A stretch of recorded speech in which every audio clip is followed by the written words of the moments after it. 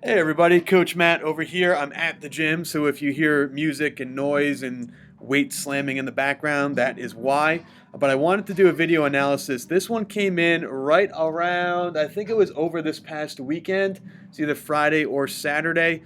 And I wanted to do this one here because this is a middle school athlete, no coach.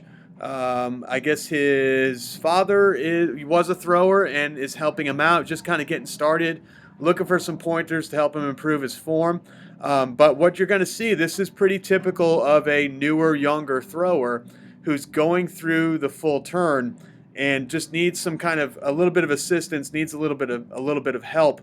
Kind of breaking it down and kind of going, all right, what do we do first? Like, what do we work on first? So we're going to play it full speed a few times. You can see, looks like a big kid, long kid, athletic, does a lot of things really well, keeps the discus behind his back, um, kind of getting the basics. You can tell he's just kind of starting himself out, but you can also see there's some things that really need to be worked on. Um, we're throwing on grass, which, I mean, there's nothing you can really do about that. I might actually throw off the deck. That's what I used to do at my house where I grew up. I throw off the deck into the backyard. So that might be something to do. But, this might be a little bit weird, but the first thing I would do is get some type of line marking paint. And I would try to draw. This is what we used to do in high school when we only had one throwing circle, but there was a paved access road. As we would take some white field marking paint from the football area, and we would just mark an 8-foot circle. So we would just draw a line straight across. Doesn't have to be a circle. Make a box. Draw a line straight across. Measure 4 feet. Draw a line straight across, and then measure another 4 feet and draw a line straight across. And that gives you the basics of the back of the circle, the middle of the circle, the front of the circle. And although you shouldn't be rotating or turning or spinning or doing any stuff like that with your head down, it's going to give sort of an idea of this idea of driving across the circle, making this a long linear event and not a spin. Because what we're doing here is we're basically spinning. He's only going maybe 4 feet, 5 feet. So if he were to get into an actual discus circle, he's going to be about 3 feet from the front of that circle. And you can see that first initial step kind of does a little bit of a hammer turn off his heel here. But that first initial step is maybe 12 inches from there to there.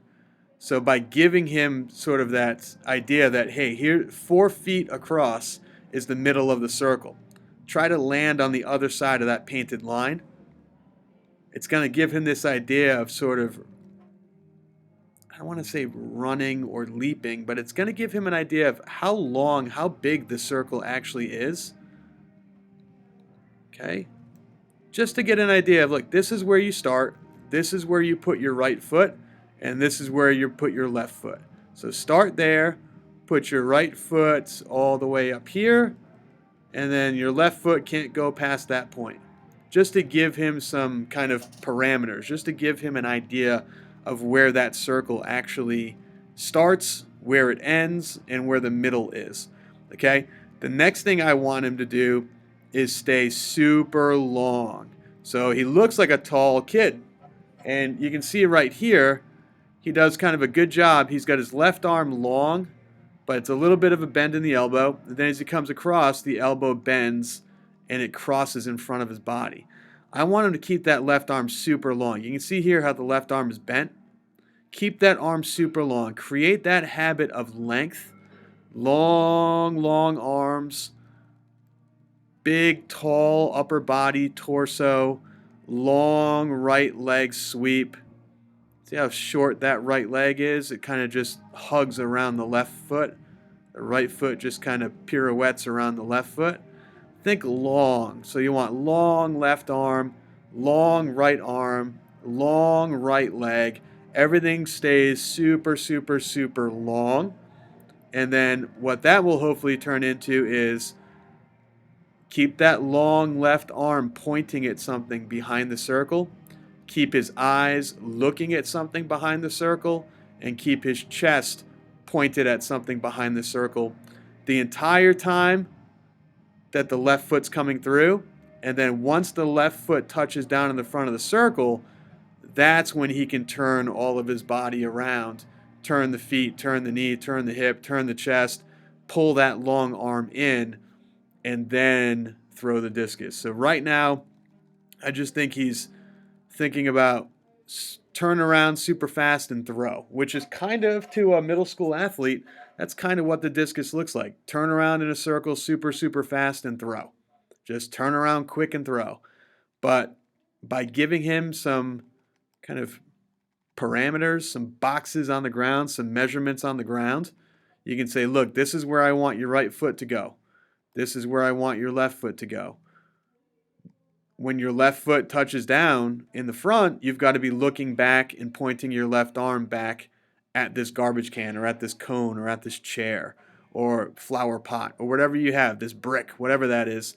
Put something back there and say, look, you got to look at that and point at that until your left foot touches the ground, and your left foot has to touch the ground right near this line that we painted on the ground. So just give some measurements, give some ideas, give some parameters, give a little bit of a kind of recommended. I always think of like the old Looney Tunes cartoons, like the Bugs Bunny, Pepe Le Pew, Daffy Duck. They always kind of had these, I don't know why, I gotta like go back and watch these cartoons again, but they always have these, it was like learn how to dance. It was Bugs Bunny, you know, he would take somebody and try to teach them how to dance, and they would put those little cutouts of shoes, these cutouts of shoes on the ground, and it was like step here, step there, step here, step there, left foot goes there, right foot goes there, step here, step there, and it was these white and black footprints, like shoe imprints, shoe footprints, I don't know what you want to call it, shoe prints, I guess is the real word, shoe prints on the ground, and that's where people would step. I feel like with middle school athletes, that's what you need. It's kind of put two little shoes in the back. Okay, step right there. Put one shoe in the middle. Okay, step right there. Put one shoe at the end. Step right there. And give them that kind of a target. Give them something that they're kind of stepping on. Kind of get them to aim in the right direction. And then when they're doing that and they're aiming their feet and they're putting their feet in the right spot, then, hey, keep your head back, keep your chest back, keep your left arm nice and long, keep your left arm back. And then once that left foot touches, then you can turn around and throw. So just some ideas. I know this is there's a lot here to break apart. There's a lot here to work on. But the first step is I just want them to get that rhythm, understand the length of the circle, understand how far they actually have to go through the circle. Kind of that idea of, hey, it's not just spin around quick and throw. You're driving through that circle. You're running through that circle. You're sweeping through that circle. Everything stays long. It's graceful. It takes some time. It's not that quick. It's a longer event. It's not glide shot. It's a long, kind of flowy, smooth, rhythmic event. It's not just spin around quick and throw. So hopefully that kind of gives you an idea. There's so many videos under this channel that talk about kind of faults and corrections and how to throw discus, how to throw the rotational shot, drills, technique breakdowns of other kids who are throwing shot and discus. It's all under here. So just give it a quick search. Let me know if you have any other questions. And if anybody wants to leave a comment down below to help this gentleman out, I'm sure you're going to get a lot of people just saying, hey, work on this, work on this, work on this. But I think the first thing that we need to do is just kind of establish where his feet should be landing approximately in the circle. So get some measurements on the ground. Keep that left arm really long. Don't bend it. And make sure he's timing it so that he's looking backwards and pointing backwards while his left foot touches the ground. So left foot touches the ground, then he opens up. Don't open up first and then put the left foot on the ground. All right? Hope that makes sense. Again, thanks so much for sending in the video. Let me know if you have any questions, and I'll talk to you soon.